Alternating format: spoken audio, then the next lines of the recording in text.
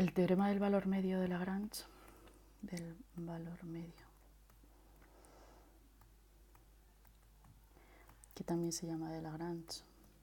o de los incrementos finitos de Lagrange, me dice que en las mismas condiciones que me decía el de Rolle, ahora lo dibujamos, en las mismas condiciones que me decía el de Rolle, es decir, que si tengo una función que es continua en un intervalo cerrado a b, que a la vez esa función es derivable en el intervalo abierto a b.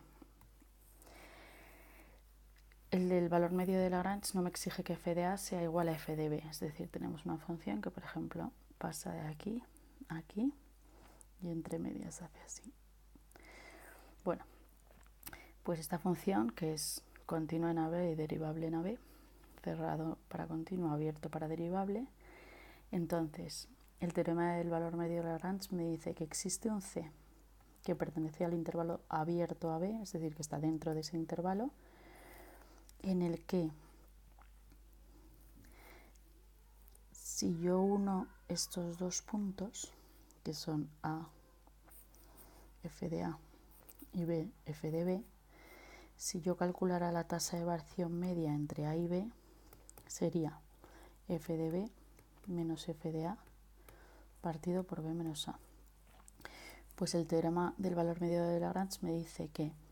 existe un C perteneciendo a B tal que f' de C coincide con esta tasa de variación media, es decir, f de B menos f de A partido por B menos A. En realidad la tasa de variación media entre estos dos puntos es lo que he subido entre lo que he avanzado para pasar de un punto al otro. Y eso es la pendiente de esta recta.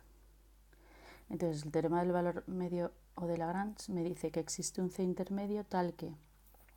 la pendiente de la recta tangente en ese punto va a coincidir con la pendiente de esta recta. En este caso me quedaría, por ejemplo, este de aquí. Entonces existe este C, que estaría aquí, tal que f' de C yo sé que coincide con la pendiente de esta recta tangente. Pues la pendiente de esta recta tangente va a coincidir con la pendiente de esta recta que va desde A hasta B. Eso es lo que me dice el teorema del valor medio o de Lagrange.